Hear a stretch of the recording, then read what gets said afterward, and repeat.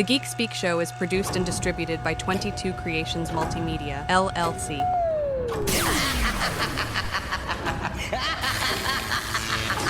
This is the Geek Speak Show with Henry San Miguel. Interviews, reactions, and discussions about almost everything in geek culture, especially things you may not have heard about in your social media feeds.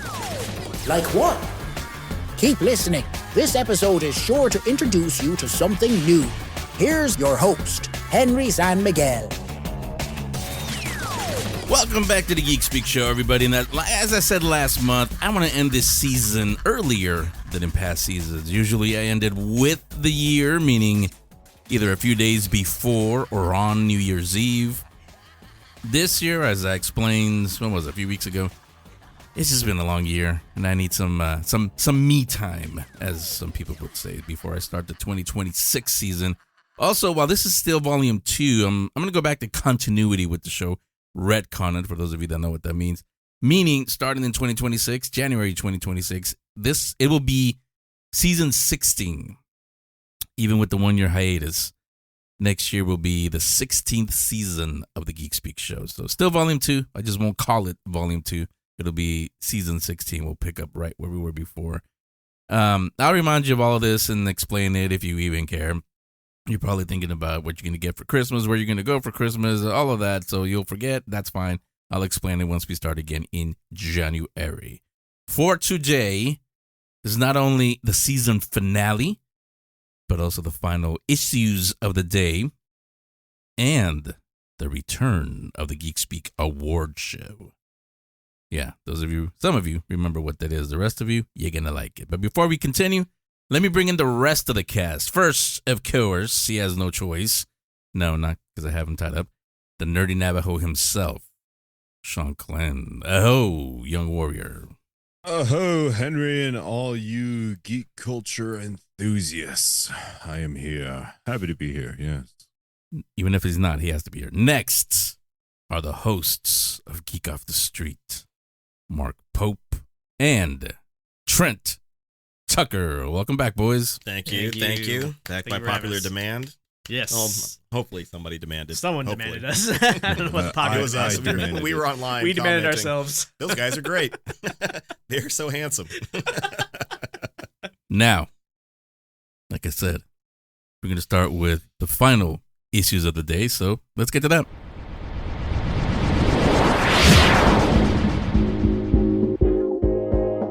Are you crazy? Is that your problem? We all have issues.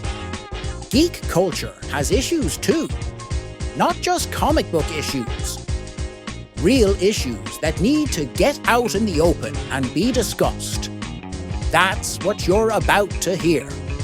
The Geek Speak Show, Volume 2, presents Issues of the Day. Here's Henry San Miguel.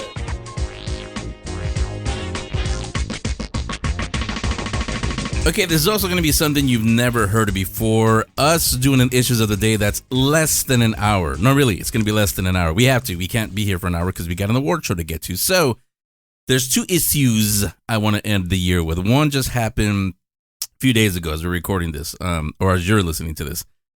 That is Netflix finally bought Warner Brothers Discovery. And I've seen everybody screaming, yelling, this is the end of the world.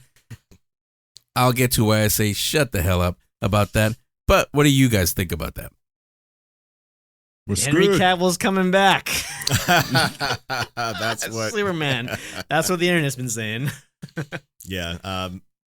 Probably not gonna happen. Yeah. I think we all are aware of that. But it's interesting to think that Netflix is gonna have that much quote unquote power, so to speak, right? Because they're gonna own DC first off, right?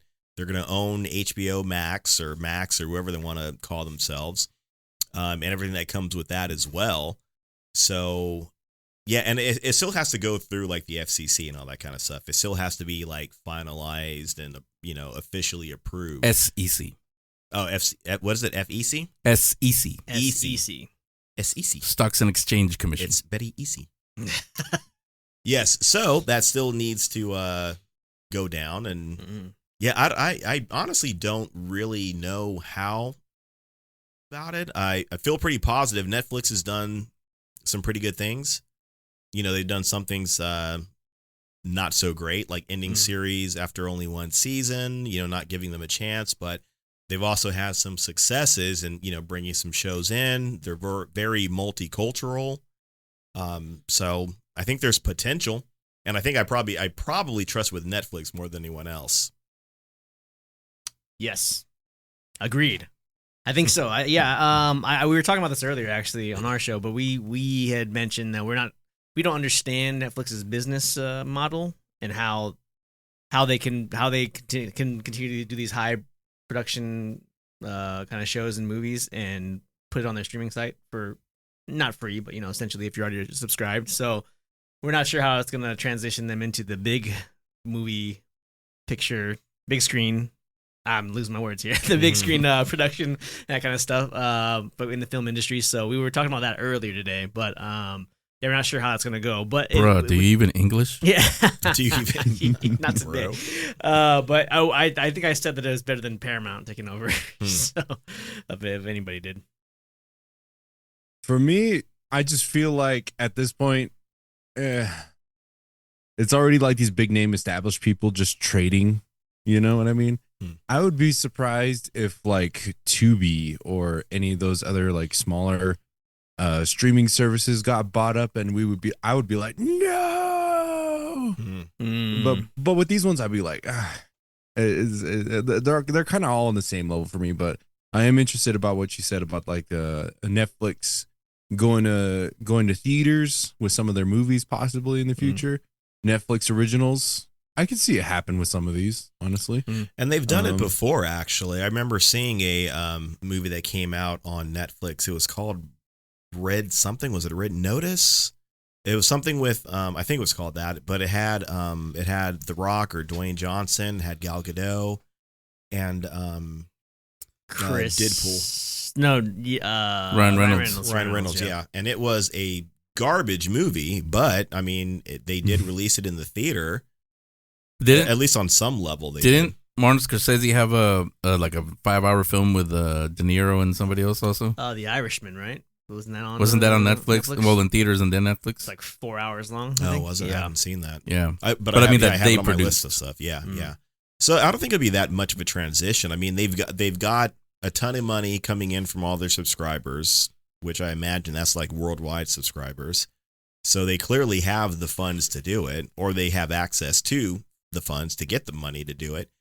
So that's just going to make more money for them. That kind of reminds me of like anime, right? Like in Japan, an anime would come out just as a video, and then like with Pokemon, for example, or some things, then it comes out, they release it in the theater over here, and it makes $100 million. So, you know, you see that in Japan a lot more now. They have animated movies that come over here and they make a bunch of money. So Netflix is probably going to do the same thing. They'll just start making a bunch of movies, release them in the theater, make $100 million or, you know, $1 billion depending, and then turn around and just drop it on Netflix, and they're still going to have their people subscribing and everything. So potentially it could be a win-win for them. Maybe it'll help them get other, you know, products or franchises, you know, bought to the big screen as well. Yeah, but I wonder how you think they'll have people, like, if they know it's coming to Netflix, they're just not going to go to the theaters. So I do have to say one thing. So are you guys all Netflix subscribers? Yes. So you guys all got that email, right? Yes. Oh, I never check my emails, but okay. So let me read you something that they put, and it kind of worries me. Is that they put in their title, "What's changing? Nothing is changing today. Both streaming services will continue to operate separately. We have more steps to complete before the deal is closed, including regulatory." When you say that, meaning Netflix and HBO Max. That's the two streaming services. Yeah. And shareholder approvals. You'll hear from us when we have more to share. In the meantime, we hope you'll continue to enjoy watching as much as you want, whenever you want, all on your current membership plan. Current plan. So I have a feeling prices are going to go up. I feel like there's some like legal words, like legal phrases are thrown in that could be up for interpretation. Yeah, man, I would just because I would imagine like if they're going to be bringing in, if they end up, I don't know if they're going to keep it separate or in the future they're going to end up combining it in some way. Right. Kind of like how Disney Plus has like a Hulu section or something like that. Yeah. Prices went up when all that happened too. So Netflix is pretty expensive as is, but who knows if they can combine both of those into one package, then I don't know how to feel about that. Just depends on the pricing. Right. Yeah, you would hope that if anything, it'd be like, hey, if you subscribe to this, you can also get this, and overall it would be a cheaper price. You would hope, if you have Netflix and Max or HBO Max, if you have them both under the quote unquote new regime, then it'll be lower. You would hope. But yeah, it's 100% a possibility. Maybe they won't even do that. Maybe they'll, because like I said, they've got the market cornered. They've got all the power. They can do whatever they want with it, and you just gotta deal with it. Unless it's like right now, because I notice whenever I go on Disney Plus and I go to the Hulu section, Yeah, it gives me a selection of Hulu movies. not all of But it. then, though. but then there's also some that are like exclusively on Hulu. I have to get a membership with Hulu to be able to watch those ones on their Yeah, thing. So I'm guessing it might be something like that. yeah, there might be some spillover. My turn. First, like I said, it's not the end of the world. I've been listening to all these keyboard executives since this deal happened. Industry's not changing. Prices going up. Yeah. No, you know what, Sherlock? It always does. No matter what happens. Others are, bleeding hearts. Other people are going to lose their jobs. That always happens when a new company buys another company. That's nothing new either. They're killing it for creatives. Are they? Are they really? Creatives, I got a few of them right here, and it's in the studio. Do you really care who owns what or what platform as long as they're giving you a chance and a paycheck, especially? No, you don't. You don't have to answer. No, you don't. You just want it out there. Second of all, when I saw this, I said, good. Why? Because if I'm going to trust anybody to change entertainment, it's the ones that already did. The company that started by, hey, let's rent DVDs to you guys in an envelope. Then they became the most powerful force in Hollywood.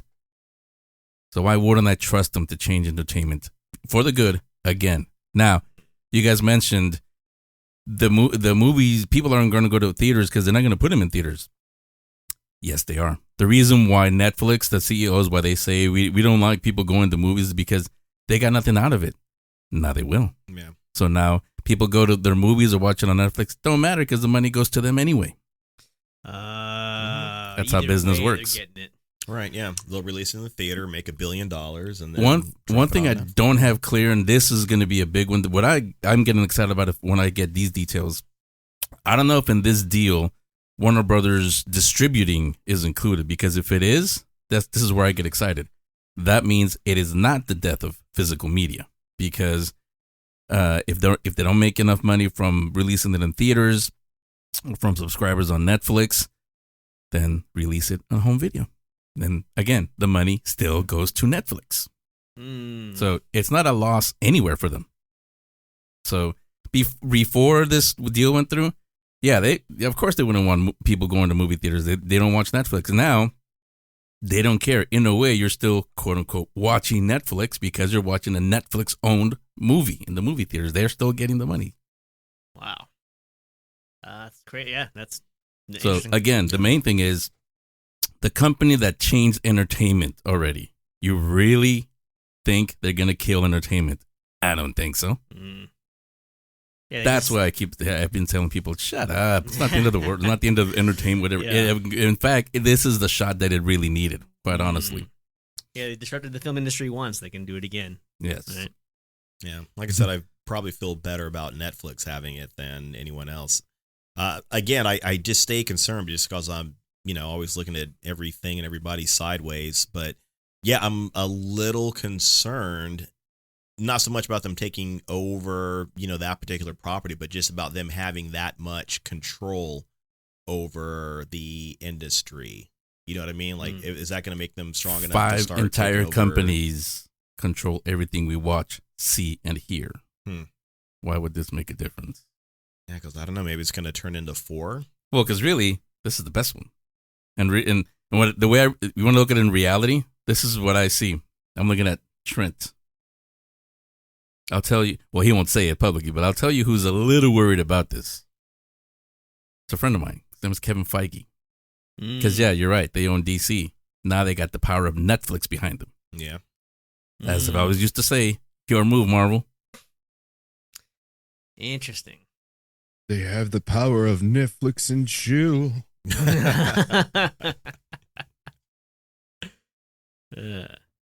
Now, that's that. We'll see. I mean, this is just what I see. This is what the guys here see, what all of you have seen. We'll see what happens in the years to come. Now, let's go to the next final issue for this year. And that's actually something that came from you guys from Geek Off the Street. Yeah, that's us. Yes. It was, I think it was a couple weeks ago, actually. That's this. I do have a suggestion to make for anime fans. Yes. Stop talking during movies. Oh, my Stop. stars and garters. I don't know if it's anime fans specifically, but every anime movie I've gone to, people fucking talk and they add their own soundtracks, their own sound effects to it. Yesterday in the movie, the same row that I was sitting on, I heard these dudes that would be talking, and then and every time Rez would do an attack, Yeah. you know how it always went quiet? They'd always go boom, like every fucking time. Oh, Lord. Like, Yeah, yeah. shut up. Right. Shut up. Like, don't need- yeah. Silence your phone, silence Yeah. your mouth. They go hand in hand. Yeah, please stop doing it. Please stop coming. Okay, like when I was a kid or when I was younger, Yeah. we didn't get anime movies other than Pokemon in theaters. So I'm glad that we're getting these movies, 100%. good experiences. I'm glad people can come with their friends and enjoy these things together. Yes. Just don't talk about it while you're watching the movie. Talk about it afterwards. Right. Go do like we did. Or before. Yeah. Go out to eat. Have a good time. Talk about the movie there. Don't talk about it while you're sitting in there watching the movie scene by scene. With people around you.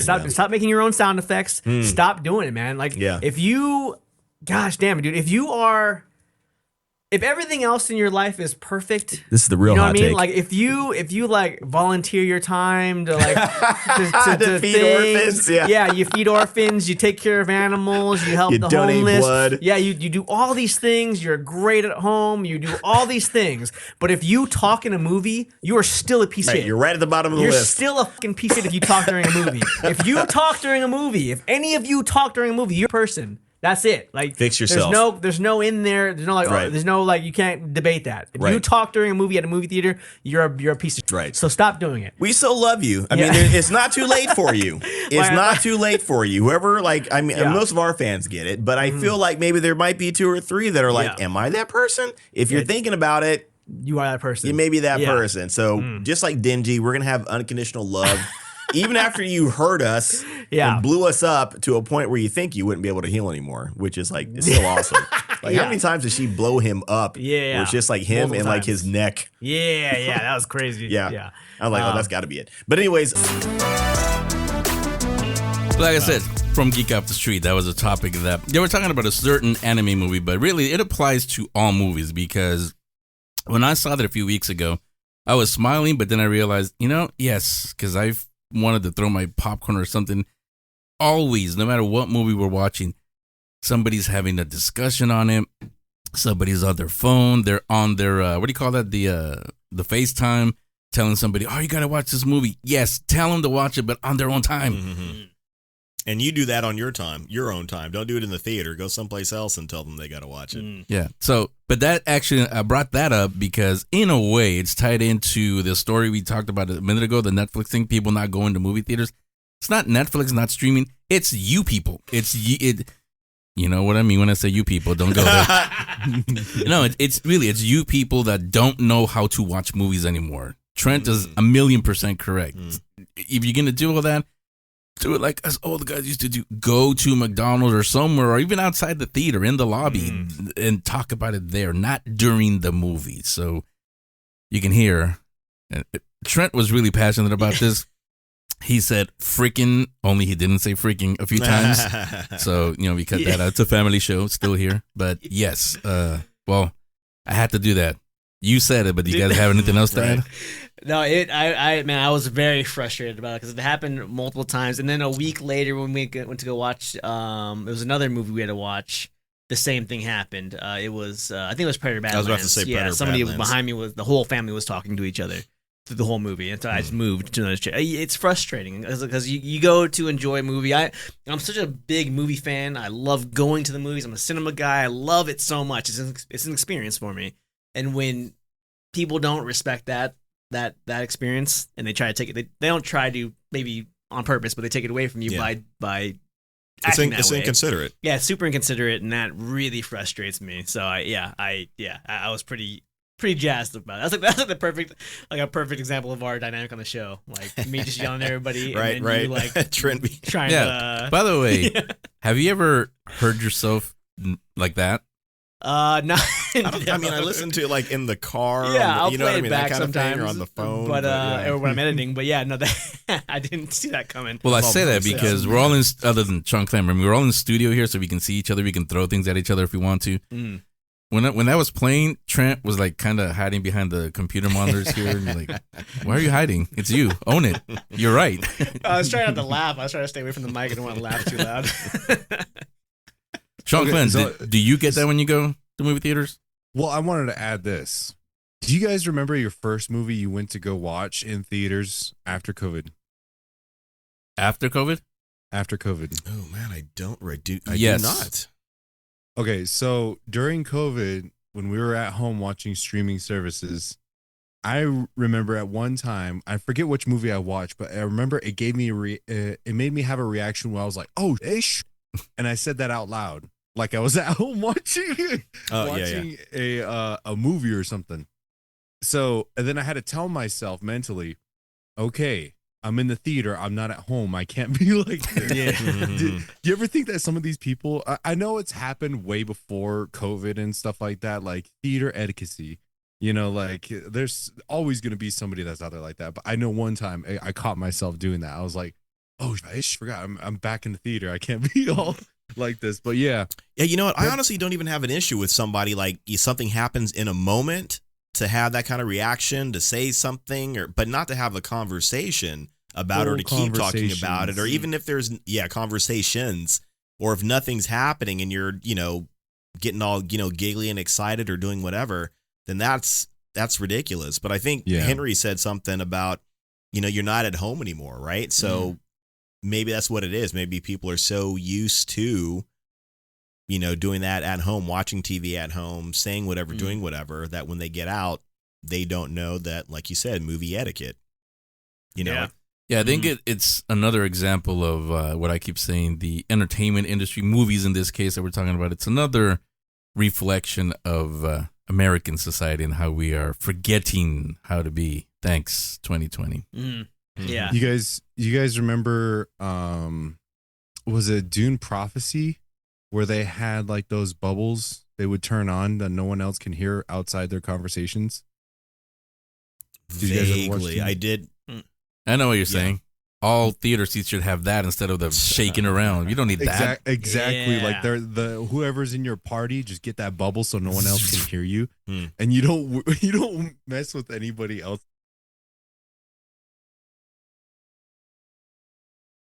You mean like that? You can take. Yeah, I was your gonna say, kids yeah, to it the went movie. silent all of a sudden. Like, did we just break something? Yeah, I turned on that bubble. We actually do have one here in the studio. Turn on that bubble at the movie theater, and you won't care who you brings, who comes, kids crying, anything. You can have any conversation you want, because it won't bother me. Yeah. I know two completely different medium or things. Even this isn't apples and oranges. This is like apples and sky. Let me go back to church. I remember when I was little, when we used to go to church, there was a room where parents would go with kids so they wouldn't be crying during the service. I think movie, two of them in San Francisco, they had that also, where if you brought your kids to the movies, there was a room where you had speakers, kind of like a drive-in, but you had speakers, you're inside, but the audience outside, we wouldn't hear your crying kids or anything. So I think we need to go back to that, but not for babies, for the babies that don't know how to shut up when you're watching a movie. But not them grown ass babies. Yeah. Sounds like we all had to get that off our chest. We have now, as a certain Jedi who was about to fall said, this is where the fun begins. Ladies and gentlemen, would you please be seated? Our program is about to begin.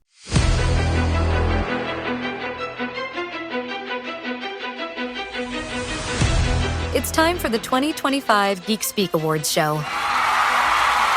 Henry and Shanclen award the best and worst in movies, the best shows, comics, video games, and they'll even take a look forward to 2026. Here are Henry and Shanclen, along with some special guests on the 2025 Geek Speak Awards Show.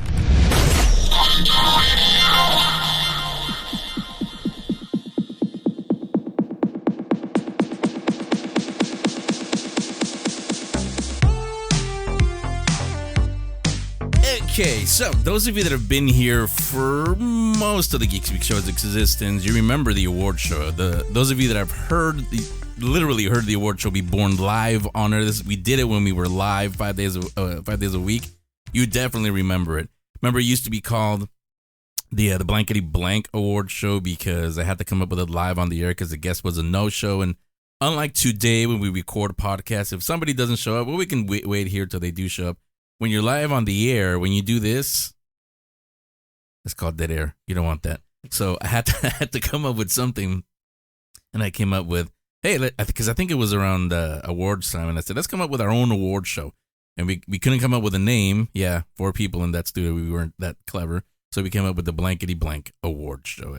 Everybody liked it. That became a thing. That's how we ended the seasons. Then I stopped it right shortly before I ended the show the first time around.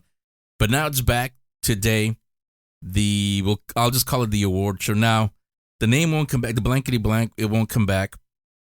There's 1, 2, 3, 4, and some more people that'll get special guests you're about to hear in a second. There's a lot of creative people here. One of us has to be able to come up with a creative name, but we don't have to do that now. So we'll just stay with the Geek Speak Award Show. So the award show. Those of you that remember them, you know what it's for. But those of you that don't, and there's a lot of new listeners, so welcome. The award show, for us at least, it serves 2 purposes. The first one is simply nostalgia. Look back at the year that was. It's about to end right now. And remember, because I know when we go through these nominees, you're going to say like, oh yeah, I forgot that movie came out. Or yeah, I forgot about that show. Remember, I'm going to be a dad. That was at the beginning of the year. Yeah, it's probably in here somewhere. Where is it? I don't know. See where it's nominated. We do everything here, like you heard in that little intro there. We even award the worst of the year, the worst movie of the year. I know I've said it many times before here. I don't want to be a filmmaker, so I have no need to kiss anybody's behind. I'm not going to sit here and say, but I know it's hard work to make a movie. My answer to that is, yeah, it does take hard work, and that's what you came up with? Really? So yeah, you're going to get an award for not doing your best. That's called the WTF Award. And in fact, it's the one we start with. So, just to get the bad taste out of our mouth and move on to the good stuff. So, we're going to start with that one. This year, I think it's pretty obvious which one was the worst, but we do have other nominees, and here they are. These are the nominees for the What the F*** Award. Before we get started, does anyone want to get out?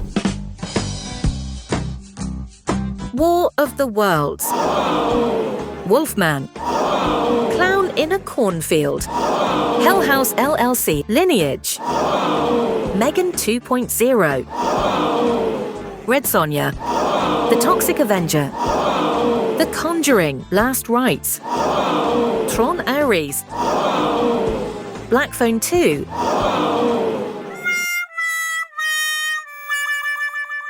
So those are the nominees for the worst movie of this year. I mean, like I said, I think it's pretty obvious. Everybody talked about it. You guys did on your shows. We did. Everyone did. But is there another one you would want to give it to out of there? Well, I know what I know it is. I'm curious. You know what I mean? Like everyone's gonna say, if we all say the answer, like in 3, 2, 1, we're all gonna say something different. Okay, ready? 3, 2, 1. War of the Worlds. Oh, okay, we're all on the same page. So we do have not a drum roll, but we do have a fanfare for the I guess quote unquote winner for that. Here you go. There's your prize.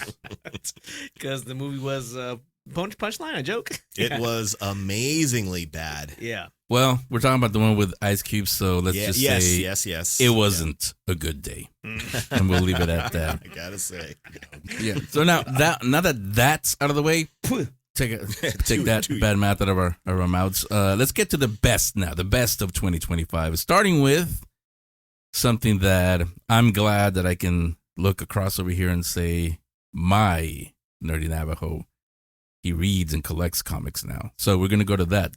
The best comic book of 2025. Now, do you guys read comic books a lot?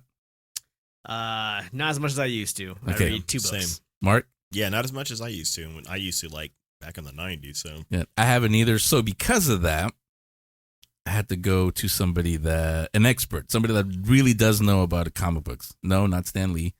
That would be, wow, how'd you do that? No, but it's Funky Garcia from the Comic Book Hideout, the shop here in Fullerton. In fact, we're going to go live to the Hideout right now, and they'll tell you, Funky will tell you, I think they know. They see comic books every single day, literally. I think they know something about comic books. So they'll tell you, in their opinion, what is the best comic book of 2025. Take it away, Funky.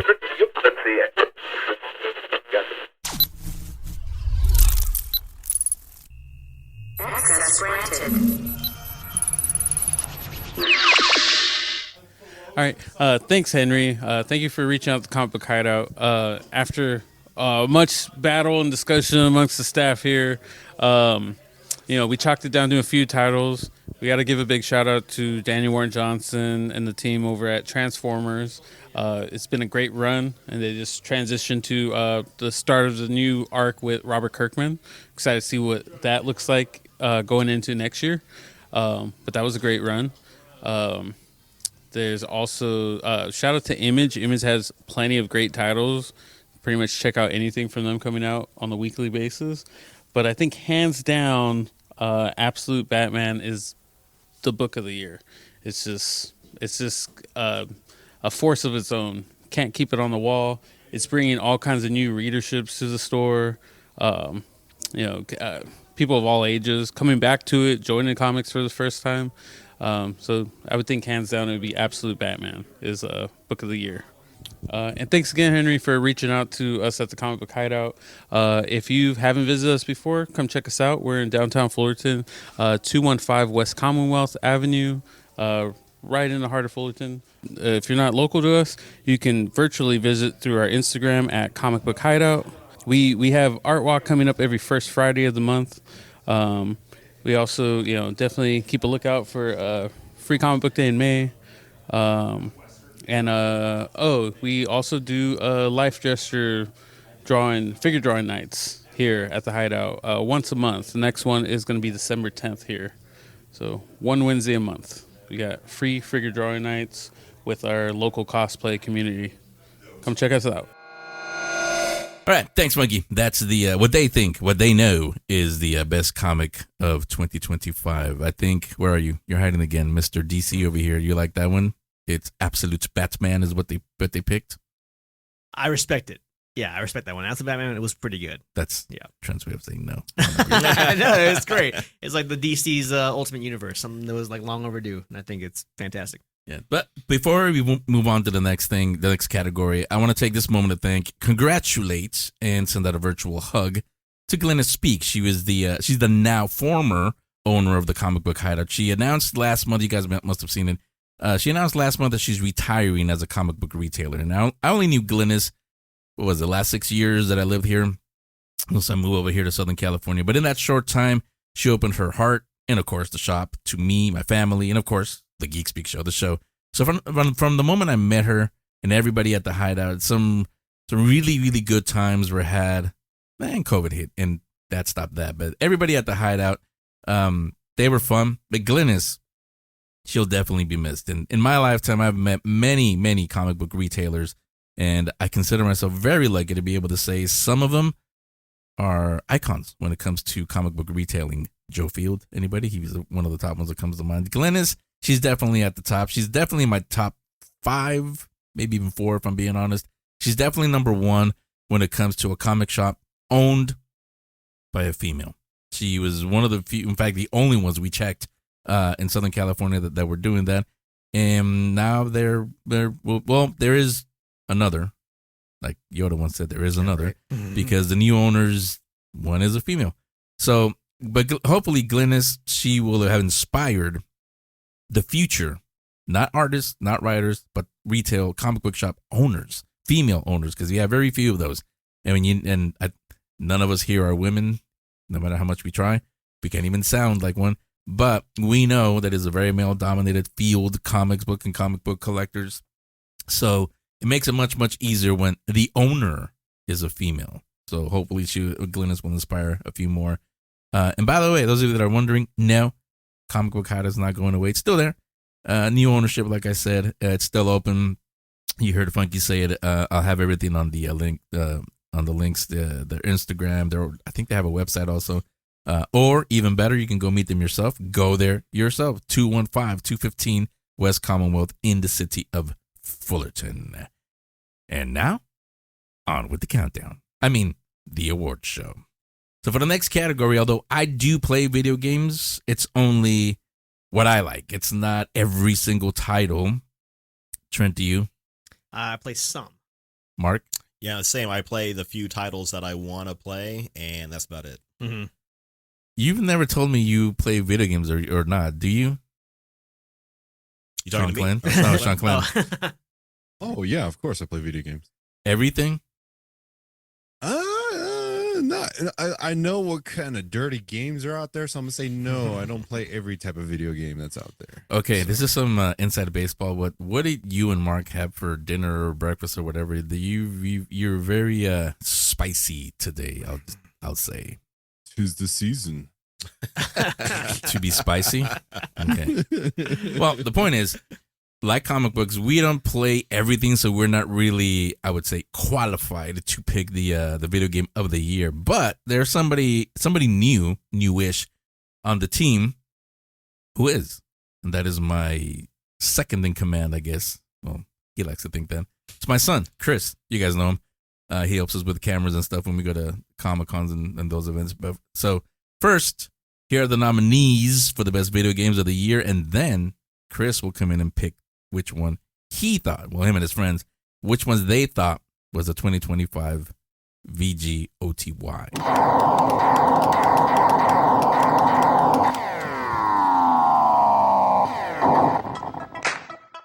These are the nominees for the 2025 Video Game of the Year. Split Fiction, Ark Raiders, The Alters, Battlefield 6, Call of Duty Black Ops 7, Jurassic World Evolution 3, Madden NFL 26, Dispatch, The Midnight Walk. And the best video game of 2025 is... Thanks, Dad. I didn't pick all of those titles. In fact, I wouldn't call them Game of the Year. But this is my dad's show, so those are the nominees. But for me, it's not even close. It's Dispatch. Why Dispatch? Well, I've never been more emotionally invested in a game since about 2019, I believe, when Detroit Become Human came out. All the characters in Dispatch felt more realistic than anything I've ever played, say Battlefield, Call of Duty. Definitely Call of Duty's newest campaign. But it's also just the way it brought me and my friends together. Every Wednesday we would wait for the next 2 episodes, especially after episode 5, wondering what would happen to any of the characters, and just arguing. Do we pick Invisigal? Do we pick Blonde Blazer? Every choice felt like reading a choose your own adventure book. It was just phenomenal writing. It felt like an old Telltale game, which makes sense because it's the same studio that made it. And the payoff at the end just felt huge. It was a great game to play and experience. It's one of those games like The Last of Us where if I could play it again for the first time, rewrite my entire brain, I would. So that's why. for those of you that played it, I mean, you know, it's peak writing, as many kids in my generation would say. So yeah, that's Dispatch. That's 2025's Game of the Year. All right, so now that brings us to the two final categories: the best show and the best movie. Now here, I used to separate them, but now, and we kind of started that way with a big story about that. Now I'm including streaming and regular TV. Although, does anybody really watch regular TV anymore? But I'm including streaming and regular TV when I say shows, and movies is movies. So here's how this is going to go. Hopefully I don't confuse anybody. I think I confused myself when I explained it to the guys. You're going to hear the nominees for each one for the best shows, the best movie. Then the four of us are going to give our picks. If we all pick the same one, that's easy. That's who wins. However, if, for example, let's say Marc and Trent pick this show, and Shanclen picks another show, and I pick another show, then we need a tiebreaker. For that, I have special guests coming in. We won't hear them, only so that you guys, again, looking at Trent, don't argue with them and say, screw you, you don't know anything. So you'll hear them, and that will be that. That will be our final answer. So let's start with, boy, did that make sense? Oh, yeah, that's great. I like that. That's fair, like an arbitrator of sorts. Yeah. I think that was a better explanation than whatever I gave before we started recording. But then, yeah, we'll just get to the two big ones. We're going to start with the shows, the best show for this year. And then we'll get to the Geek Award, which is the best movie. So let's start with the best show. The nominees are... These are the nominees for 2025's Best Series: Alien Earth, It, Welcome to Derry, Stranger Things 5, Andor Season 2, Star Trek Strange New Worlds Season 3, Daredevil Born Again, Marvel Zombies. Those are the nominees for 2025's Best Show.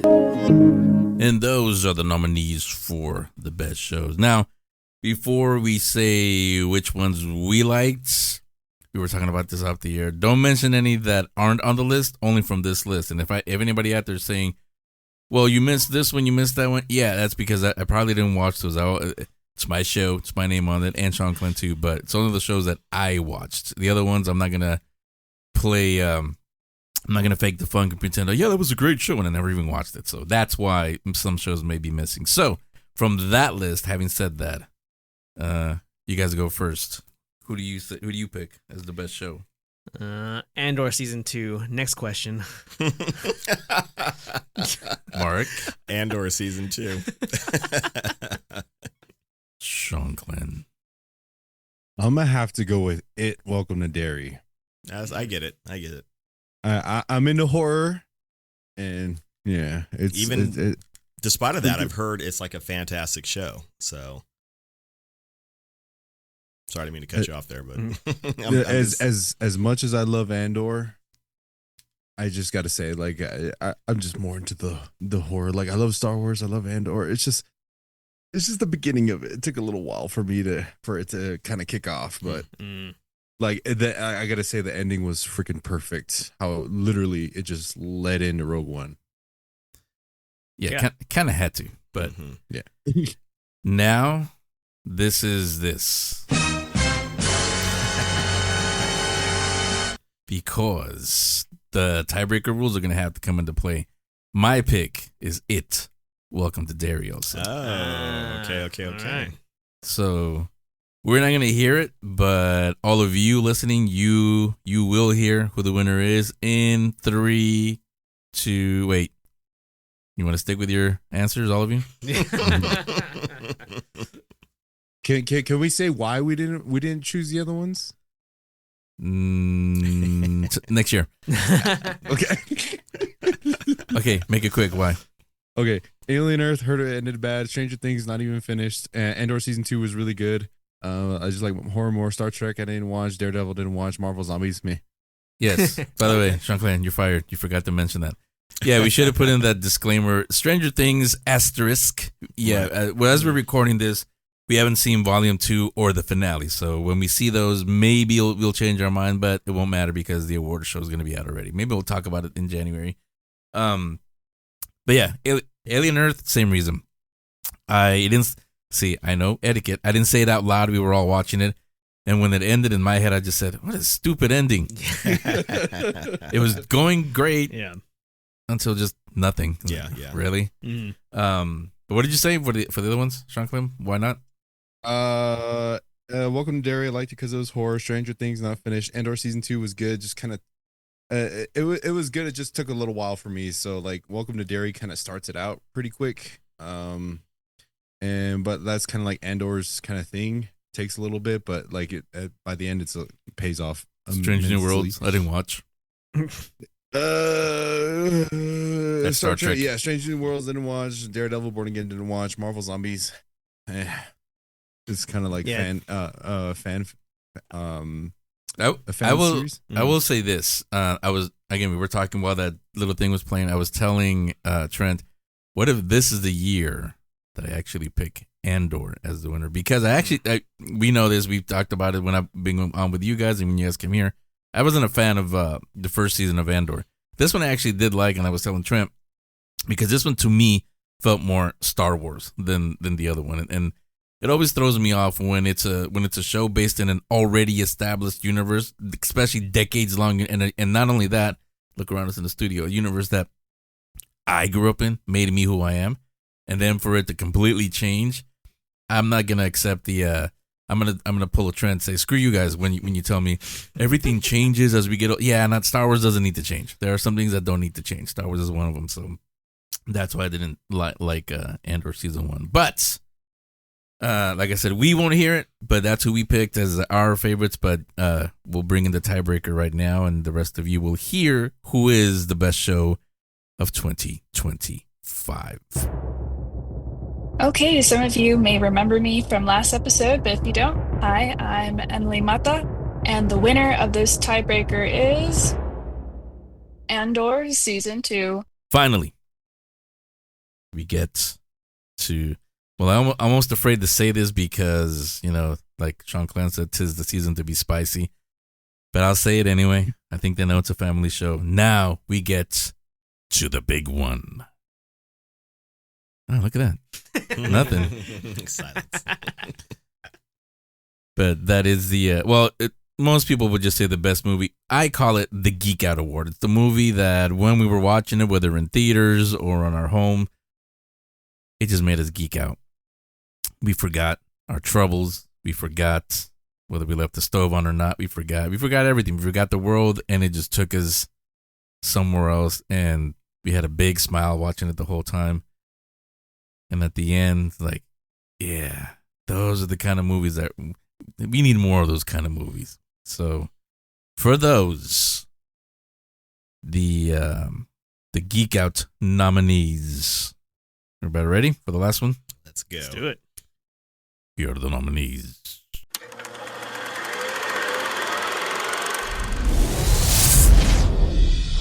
The nominees for 2025's Geek Out Award are Superman,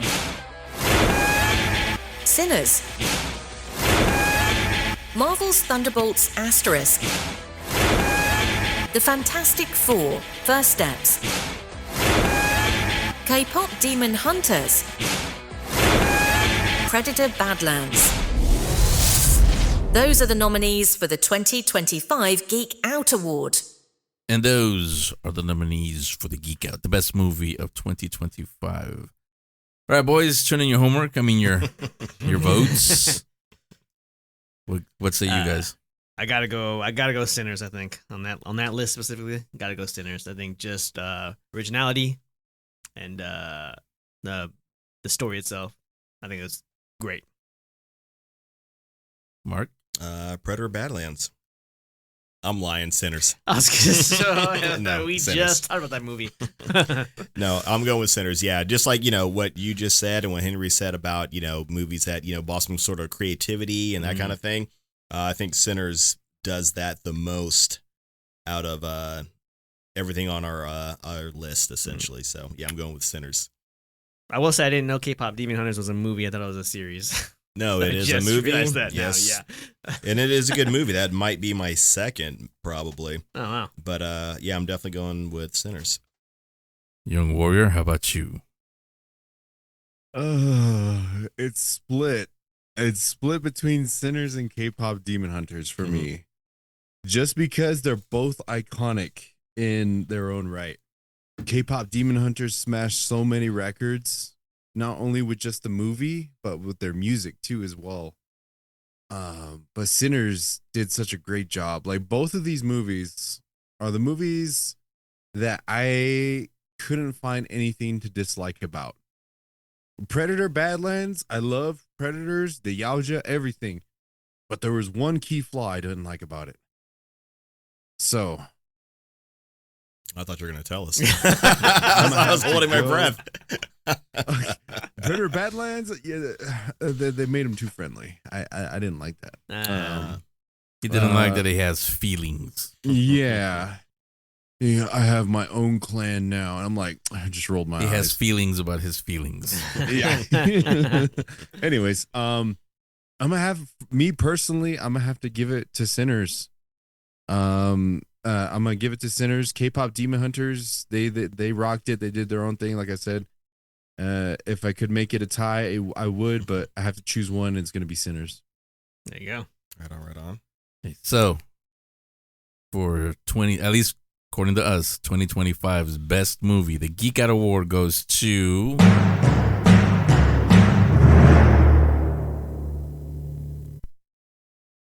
well, it's gonna have to be one of these because I just realized I didn't even tell you mine. Yeah, I know. That's what I thought you were like. You not even gonna say. Well, it doesn't matter because it's Sinners. I was gonna pick Predator Badlands, but Sinners got all three of you. That's the most votes. So for the Geek Speak Show, at least, the best movie was Sinners. Ooh. Bravissimo. Well, actually, we do have a crowd in here. See, here you go. Shanclen, this might be familiar to you.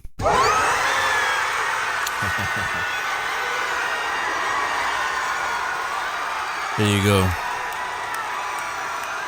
That's a live crowd. That's from Hall H last year. Oh, is it? Oh, when okay, our DJ revealed himself as Dr. Doom. I thought it might have been from K-pop. Okay.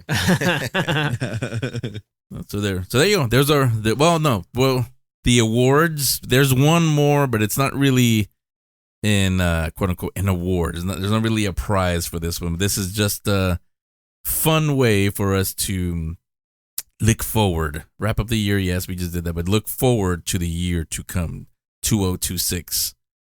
These are the movies that are scheduled to be released. Out of all of these, and there's no right or wrong, it's just whatever you guys are excited for. Let me give you the whole list, and then from there you tell me which ones you guys are excited for. And it could be more than one. Cool. So first, we'll start with 28 years later, The Bone Temple, Scream 7, The Bride. I think, Marc, you mentioned it last issues of the day we did. Yeah. Project Hail Mary, Mortal Kombat 2, Star Wars, The Mandalorian and Grogu. As of this recording, the untitled Spielberg UFO film, Masters of the Universe, Toy Story 5, Supergirl, Woman of Tomorrow, The Odyssey, Spider-Man, Brand New Day, Resident Evil. Yeah, another one. Narnia, The Magician's Nephew, Dune, Part 3. I think it's called Messiah, right? Mm-hmm. Yeah, Messiah. So Dune, Messiah. And this is a movie, Avengers, Doomsday. So out of all those, which ones are you guys excited for? Pretty extensive list you got here, yeah, Henry. Very good. I think I just tell them this is going to be a good year next year. Yeah.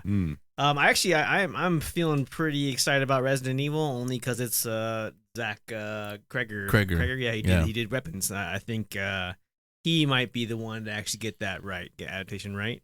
Here. Knock on wood. Yeah, knock on wood. I mean, it is a cursed franchise. Somebody's got to get it right after all these tries. Yeah.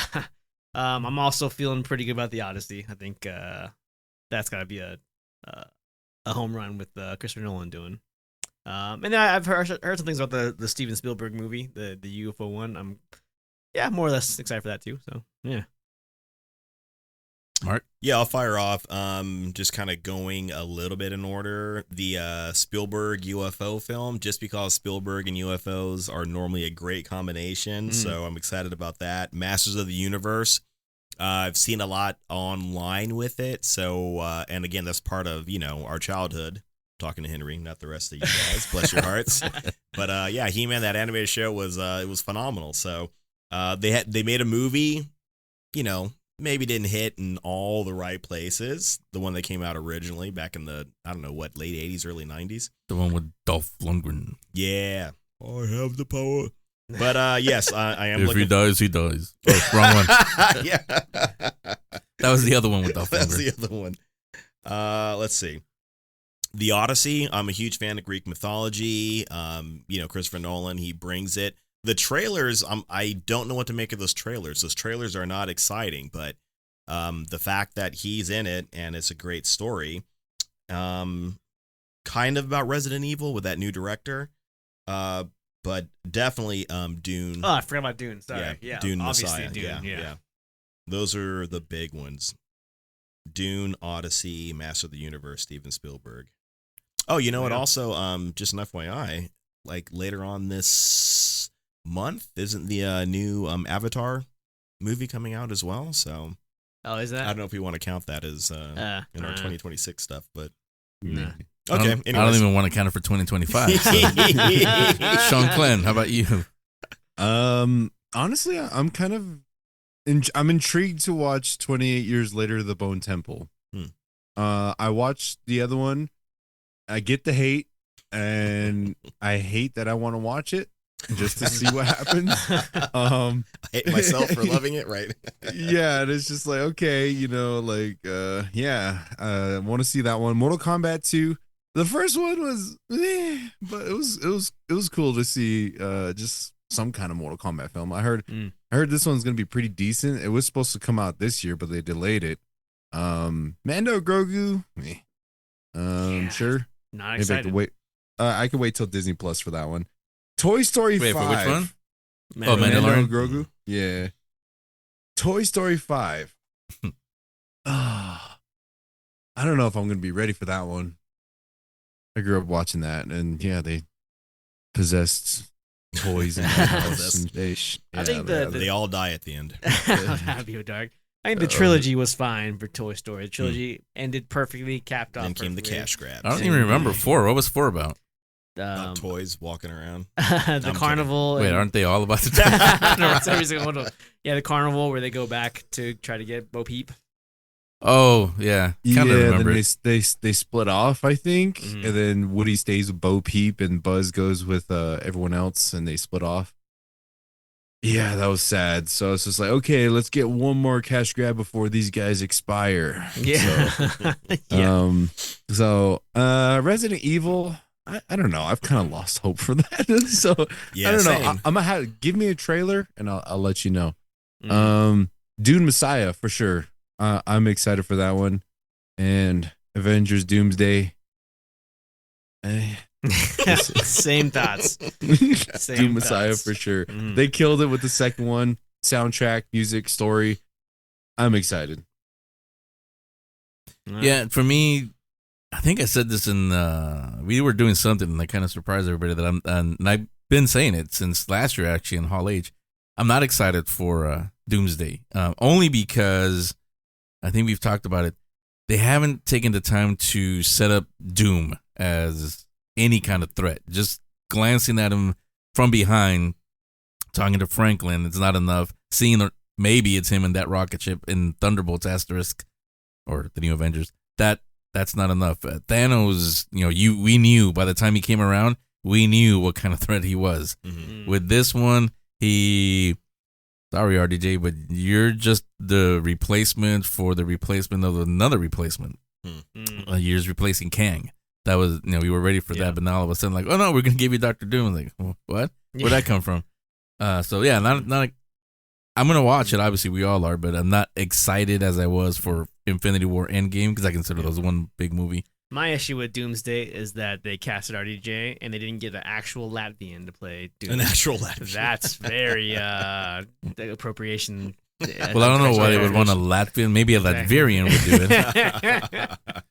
I don't know where Latvia is, but he's from Latveria. They hire no Wakandans to be in a Black Panther. What's up? Yeah, exactly. That's my other issue. That's my issue with that one.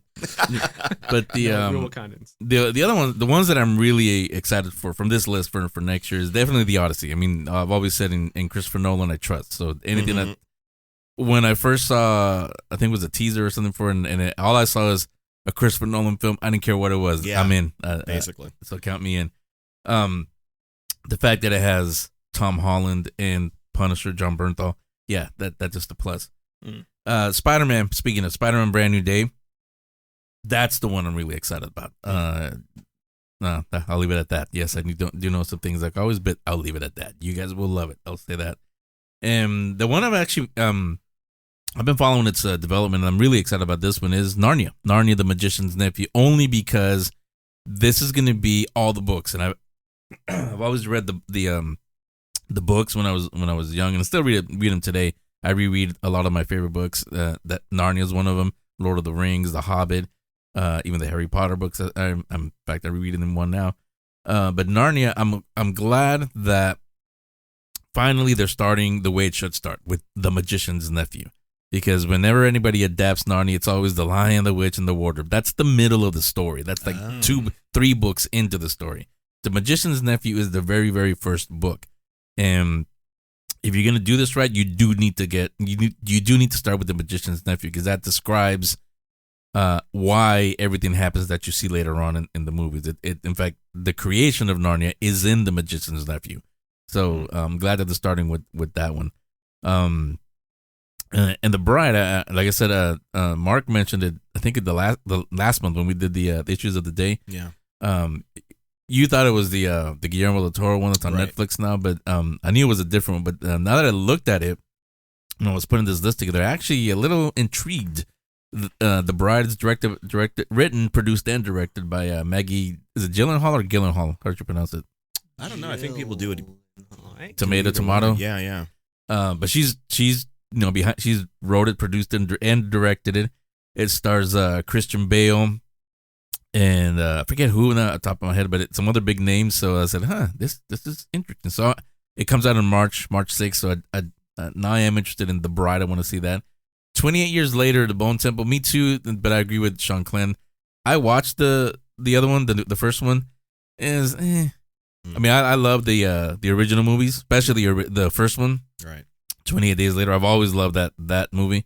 So I was excited when this one was finally announced, but it was like, it doesn't even feel like a 28 Days Later movie. But Shanclen, I guess you and I will live in our, I don't even know what you want to call it, but because I'm not excited for it, but I am at the same time. I know exactly what you mean when you were saying that. So because I'm right there too. I'm that ending, like, I get it. I watched a TikTok of some dude is saying like these guys were kids when it first started, and they grew up in it. So like they kind of didn't really learn how to mature. So they just learned how to have fun in the environment and survive. So like the doctor and those guys that came and saved the kid at the end, I'm kind of interested. Voldemort, yeah. That's who it was. Yeah, like it wasn't too bad. Like I get it. Like I get it. It's like, but it's I just don't understand why they don't just nuke the place. Yeah, huh? Well, because then Little Island? it would make it Resident Evil. And then they would have to admit that, hey, they've been in Raccoon City this whole time. Just wait until an alpha learns how to swim. Then yeah, that's it. It'll be over. Yeah, but that like I said, there's no real quote unquote winner for those. It's just stuff that we're excited about. What about you guys? What are you guys? Not you, but everybody listening. Whatever you guys are excited about, you can let us know on our social media, on our email me geek.speak@gmx.com. Let us know there. Let us know on Shanclen's channels. But there's the award show. It's an early wrap up to 2020, at least for us. And I mean, we got like 3-4 weeks left in the year, but for us, for the Geek Speak Show. See, I'm losing my voice. That's it. Marc, Trent, as always, thank you boys for joining us for the final issues of the day in the award show. Are you guys gonna do? When are you guys gonna end the season for this year? We just kind of keep going. Yeah. We don't have any hard breaks. Yeah. So It's yeah, like we don't really bookend it. We just like the Energizer Bunny. They just keep going and going and going and going. Before you know it, it's 5 years later. Yep. Ooh, that's true. But thank you, gentlemen, for having us on. We appreciate it as always. Always, and all of you listening, you by number of downloads, you showed us that you like these episodes. So yes, they will continue in 2026. And well, you two are here in front of me. I can see Mark. I got a big computer monitor, but you guys are here. Do you want to keep doing this next year? Oh yeah, I guess. There's that guy. So we'll continue it with Mark next year. But we'll saunter in at some point. I'll have it on the show description, but let everybody know where they can listen and watch you guys. Oh yeah, we're Geek Off the Street at the Got Spot on every social. Audio comes out on Wednesday. Video comes out on Friday-ish. So yeah. Friday adjacent. Yeah. But the audio every Wednesday, definitely, on all your listening platforms. Yeah, Spotify, Apple, all the good ones. So I have everything linked up on the show description for all of you, so you don't have to go searching. You are welcome. All right, so everybody have a safe, happy holiday season with your families. Yeah. And we'll see you. Well, Mark, we'll see you. I don't know, but Trent, maybe we'll see you in 2026. Okay, so let me get rid of that came out wrong. Let me transport them out of the show, Mark and Trent. Thanks again, boys, for joining us for the award show and the finale. Shanclen, let us wrap up our season. Usually, you're the one giving teachings. You're the one teaching us lessons from the spiritual world or just life in general, IRL. But let me turn it around on you to wrap up this season.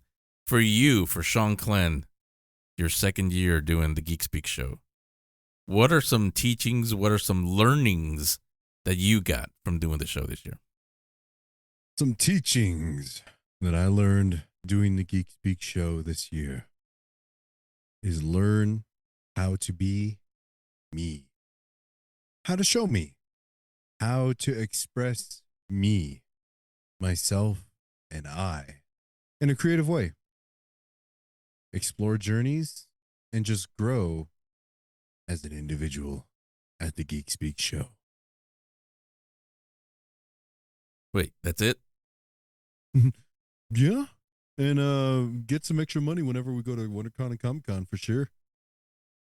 Well, yeah, I mean, because the stuff you buy, yeah, you have to know. No, but I was actually thinking of something that I've been mentioning. I mentioned it earlier when we did the best comic book, and that's a hint right there.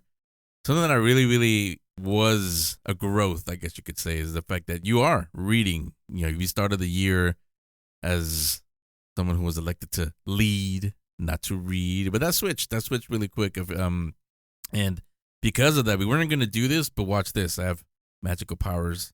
Been a lot of surprise guests. We have one more. It actually comes from you this time. One of your people.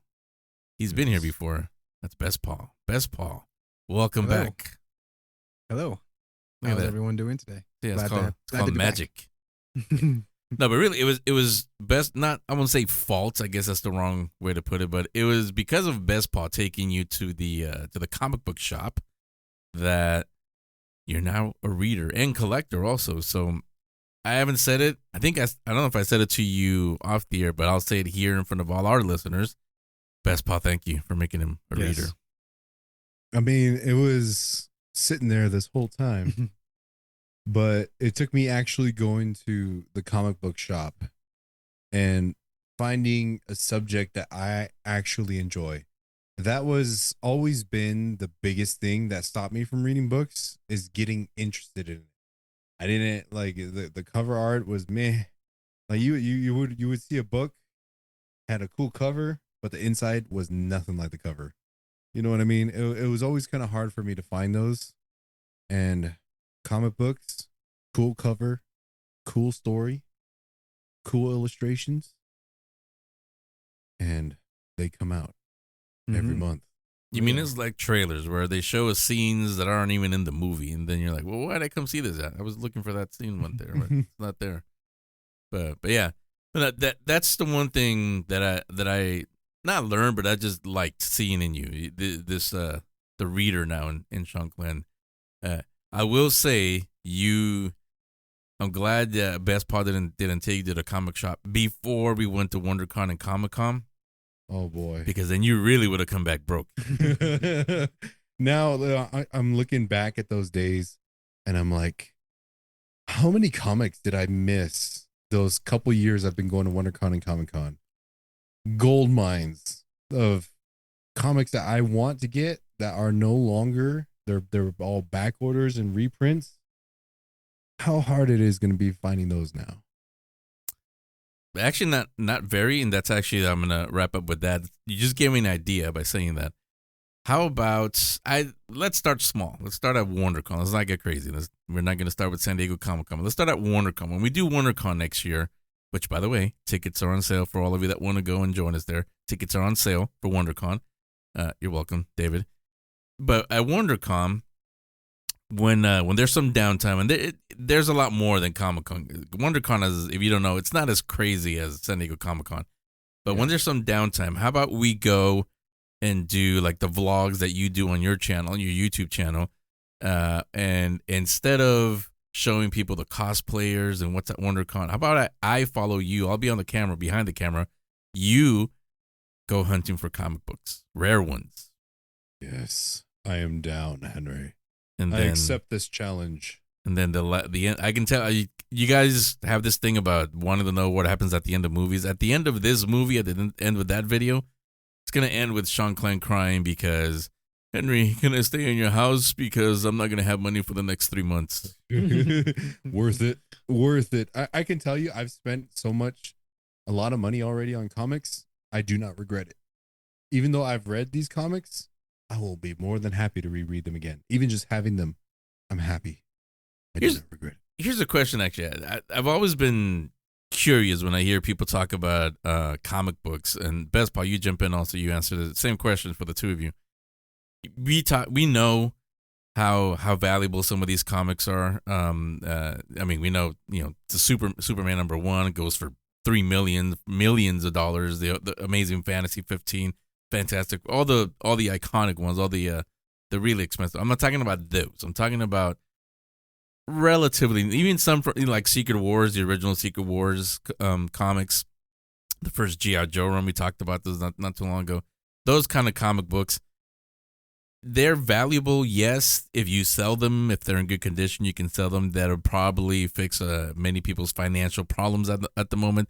But honestly, to the two of you, would you ever really sell those comics if you owned them? If I got them from like when they first came out and they've always been mine and they never been secondhand, I would keep them. That's an heirloom at that point. For me, how I would answer that is, you remember when we went to that one comic book shop and they had those ones that were already graded? Yeah. Those ones I would keep, but if a right price does come, I will sell that. But I want to have a copy that I have for myself just to read. Mm-hmm. You know what I mean? So like the graded copies, I would collect those to resell. Okay. So you're saying your loyalty does have a price. Loyalty does have a price if I get to keep a copy. I'll be your friend forever unless somebody offers me more money to be their friend. Then I will. This is what you're saying. I see where this partnership is going, how this partnership is going to end. I should see. We'll see how 2026 ends, Henry. I better not buy these new microphones, I'm thinking, because then you're like, I could sell those microphones for a lot more. Merry Christmas. Yes, but really, is that to me that I learned something. I'll tell you guys in a minute. But to me, it was watching that. I know it wasn't until like almost the end of the year, but I like that about you. And again, thank you, Best Paw, for taking him to the shop. Now I think he goes on his own. Do you go on your own, or you just wait for Best Paw to take you? I go on my own. He goes on his own now, Henry. He's all grown up. See what I mean? Yeah, you don't even have to hold his hand anymore. Wait, TMI. So yeah, there you go. Anything? I know, Best Part, you weren't on the show a lot, but you're not a regular. You're just a guest every now and then. But for you, well, let's wrap like this. I don't know. I don't know if you got to listen to any of the award show, but for you, give us a quick summary of for you what in geek culture. What was 2025 like? Good year, bad year, whatever. It was a good year, not necessarily for the movies, except for maybe Superman and Fantastic Four. I mean, it's for comic book movies and shows. I guess there's Daredevil born again. I guess I can't say that completely. Retract that. I think it was a good year because the Absolute Universe kicked off.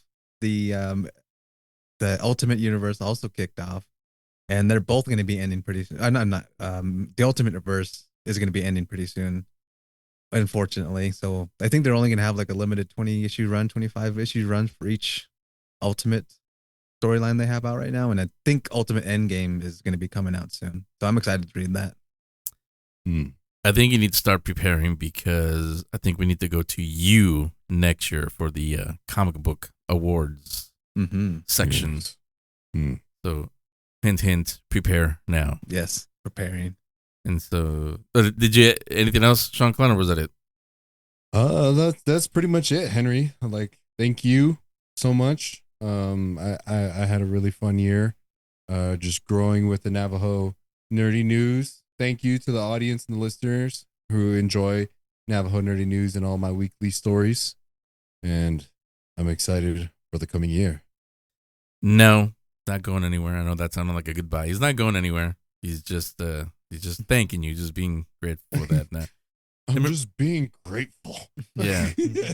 For me, like I said, there was just one thing I learned this season, and that's I'm ready to really have fun with the Geek Speak Show again. For a while earlier this year, I'll say the negativity, the toxicity of the fandoms, Star Wars fans, I'm looking at you, but really all kinds of fandoms started to pull me into their void, into that dark void. But then WonderCon, San Diego Comic-Con, all the guests that I spoke to, especially the new ones that I met this year that I spoke to on the show, all of that, WonderCon, San Diego Comic-Con, Free Comic Book Day, all the things that we did today, of course, Shanclen, reminded me of one fact that I had started to forget about. The toxic fandoms, they don't matter. If I like something and social media users don't like it, doesn't affect me in any way. I still like it. I know when something is iconic, and I also know when something is, well, let's just say it's a WTF nominee. I don't need influencers to confirm that. I'd forgotten that fact earlier this year. They started to pull me into that void, like it's a negative void, but I pulled out of that void. So back to fun, and yes, speaking geek, no politics, no social commentary. Even if the movies, the shows, or the comics, if they want to push that, fine. But you don't. The only way I'll explain this why I don't want to talk about politics or social comment or any of that stuff is because I'll explain it like this. People that get into that, and this country is absolutely divided by that. Always remember this. The simplest way to describe how all Americans feel when it comes to political or social commentary, anything like that, it's like it's like pushing as hard as you can on a door that says "pull to open," and then yelling at the door because it's holding you back. That's how the division in this country. That's how I describe it. So think about that analogy, and when you get the I get it moment, then walk through the Geek Speak Show's automatic doors. Because those, you're going to like those. Those open for everybody. Yes, even fans of DC Comics and movies. I said, I'm the Marvel guy, but it's open. It opens to everybody. So that's what I learned, and that's what you're going to start hearing next year on the Geek Speak Show. So everybody have a Merry Christmas, safe travels if you're traveling, and we wish you all the best in 2026. Not ready to announce something new yet. Shanclen knows what it is. That's why he's making that face. There's actually a couple of new things, but I'll just leave you. I'll tease you like this. There will be some changes to the Geek Speak Show next year. There will be some changes in who you'll hear on the show. Shanclen and I are going anywhere, but you're going to hear some new voices. And the last one is next year, you'll be able to see a lot of these changes on the Geek Speak Show. So come back next year and you'll see Geek is still spoken here. While you wait, you can learn more about the show and the guests at thegeekspeakshow.com. Follow the show on social media at GeekC on Instagram, The Geek Speak Show on TikTok and Facebook, and Geek Speak videos on YouTube. If you want to be on the show or have any questions or comments, send an email to geek.speak@gmx.com. Henry and Shanclen will return next week with an all-new episode of The Geek Speak Show. The Geek Speak Show was produced and distributed by 22 Creations Multimedia, LLC.